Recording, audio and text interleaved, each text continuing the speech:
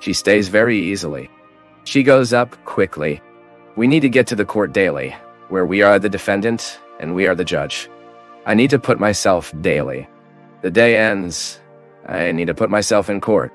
And there I am a defendant and I'm a judge.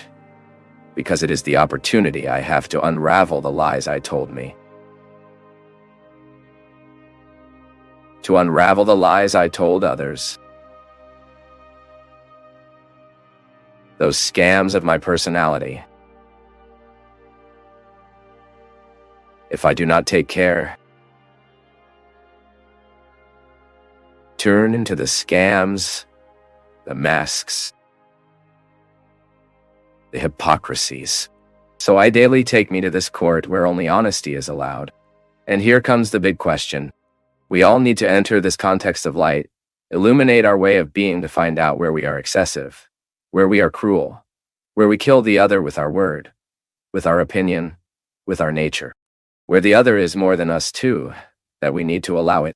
Sometimes I see that at least my experience is so good when I find someone who is much better than me in a place, that I know I'm fragile. That I know I don't have that skill, and I find I exact gear.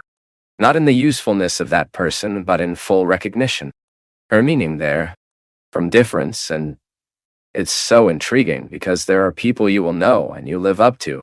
You get angry, irritates, and it pisses to the other's way, because it is the way you would like to be and can't. Your way of being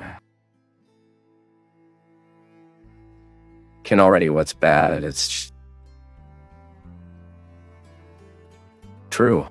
The other, for the simple fact that he is by my side, he already questioned me, without saying anything. He, living by my side, being my neighbor, he interrogates me. But we have to lower our weapons. It is inner effort. We can't forgive. Sometimes we carry diseases. We get ugly as we are carrying the grudges. We get bitter, a stiff face that we keep for so many, and that is that story. If I hurt the other, I hurt myself first. And the grudge is being impregnated in our house. Impressive how matter absorbs this, the house of us, the place we live, the place we work. We will deposit it in our wardrobe, and we are really impregnating. Sometimes we enter a house, and you don't know how to say why you don't feel right there. We feel it looks like it has a burden in the air. It is the life that expresses itself in everything we choose. In the details. Right. All the details have what we call the reason for our loves. In the details of my house. In the details in myself. I express the state I am in and what I really love and in which order I love. What place am I going? It is my ability to do my part. To open the drawer and say to that, this drawer is an expression of my soul. There are excesses here. So, when I will make what I keep and insist on keeping, it is as if I were doing a spiritual exercise as well. Oh, Cizio, you said something that is very certain. We are very cruel. And this week I'm specifying who I'm cruel. And I challenge you at home. Who do you exercise your cruelty to? As good as a person is, at some point in life, he discovers a Christ to make cruel. Today I even cried about this fact, when I began to identify that my cruelty is justified. I have all the arguments, as I care about logic, and I am naturally logical, so I need to argue, to regiment all the reasons why I am being cruel. And it has no cruelty. And then there is no room for you to regret, for you to recognize yourself. There is no room for regret. It gets heavy. It gets very heavy. And suddenly the other ends up being a mirror of what you denies most in yourself. When you begin to realize that the other does you evil when you are being cruel to him. Because he reflects failure. A fact that I find it shameful to me. Because it's not good to be cruel. I think it's so liberating when Wayu can tell us, I don't deserve anything. It may seem cruel. So if I can stop thinking I deserve it, my relationship with you is much more free. And suddenly you will surprise me with what I don't think I deserve. It happened. The logic of merit is very cruel in relationships. We go to the relationship with the other by putting a very large burden upon him. I need you. I deserve you to treat me like this. That you do that. You have to do that. You have to. Oh my God. And of course there are many things that we deserve. The question is a human dignity. We will not give up our human dignity. I deserve to be respected all the time. I am talking about the superfluous, which sometimes we are putting in the context of our relationships. This makes reconciliation very difficult with each other. It makes it difficult because forgiveness is that too. It is me to admit that you have no obligation to meet my expectations. And I have to admit, learn, assimilate, and install me in this place. Because sometimes it is said that he forgave and ruminate the story all his life. All life. And it is not forgiveness. I think we don't is able to forgive the other if we do not fully recognize ourselves able to commit many evil in life. If I do not recognize that I have evil, that I am able to make mistakes a lot, I will not be able to grant this to each other. And trust. 2 weeks ago I could have a wonderful dialogue with my ex-husband. Let me correct myself. That I cannot say that it is my ex-husband. That my marriage was once null. Declared. So, my old friend. Your friend, right? My friend. That's right. He is a person who did very well, too. It was beautiful. A man who played a role in his very important life. Yes, and it was very humble from his part, because he told me that he needed to live a half culp. He needed to tell me the things he was realizing only now. Like friends.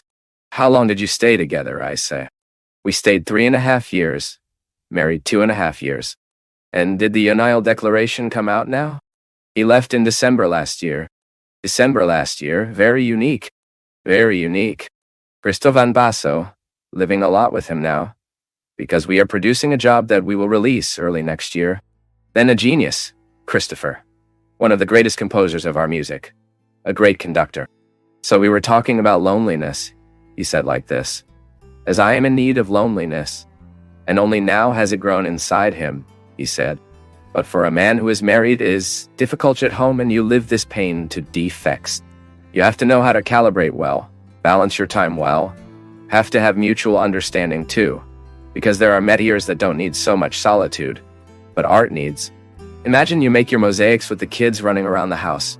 I need to. I admit that I miss. I like to travel alone sometimes. But as we are proligal, I don't know what we're talking about. Of forgiveness. I was saying that I met Jada, and it was very beautiful.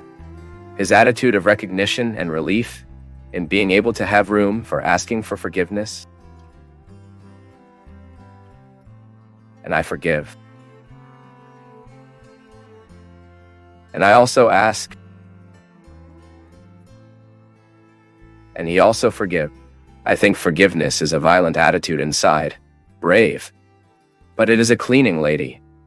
It is a very cleaning attitude. We keep stones if you don't forgive.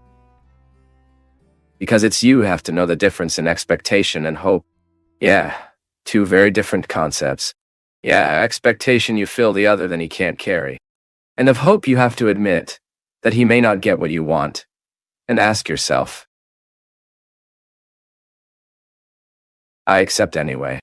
Interesting, I.S. You give up all that context you had, although it was not very conscious in you. That was the natural movement of your wedding. The choices you were making at that time, you exercised in what I think it is more sublime in a person's life, which is to be able to renounce what you have achieved. Not of yourself, because it will never give up. But when you are able to look at the success you do, and you say it is not the most important to me, knowing how to get out of the scene, isn't it?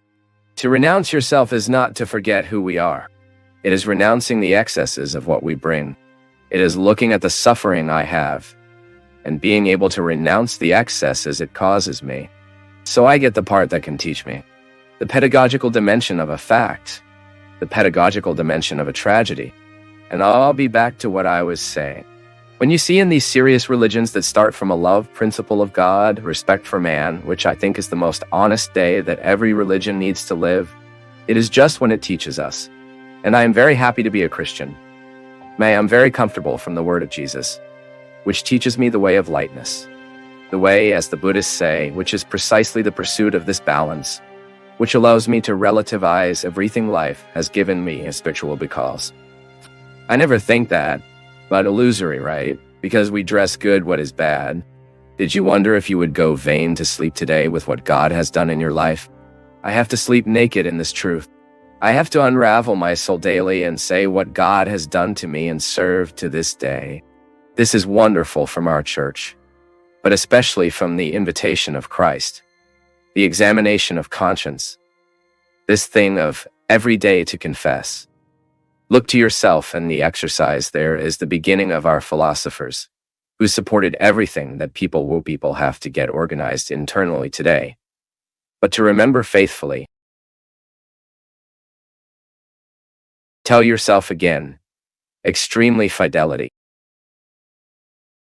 Now Celine Dion has announced that she will stop singing for an indefinite time. My God, just as she did when she had her last child. How much time? Is she about 4 years without singing? 5 years. 5 years. I had the opportunity to listen to it in one of those return shows. When I heard that woman singing all that production, I said, my God. She now canceled over 180 shows. There is no forecast back. Because of her husband, she stopped to take care of her husband. There is no forecast back. This ability to relativize the success it makes, this is very noble, my people. This is too hard. Getting out of the scene, and sometimes we see us attached to a misery that should be ashamed. Right? A woman like this, I can use an inappropriate term. She evangelizes me. She evangelizes me with this attitude of her. Tobe able to choose her family. Look, my family is more important than all that is great in the eyes of the other. A person who, and be happy and be at peace, and know that it is still on the axis. And if you get out of the scene and be unhappy, it's not getting out of the scene, right?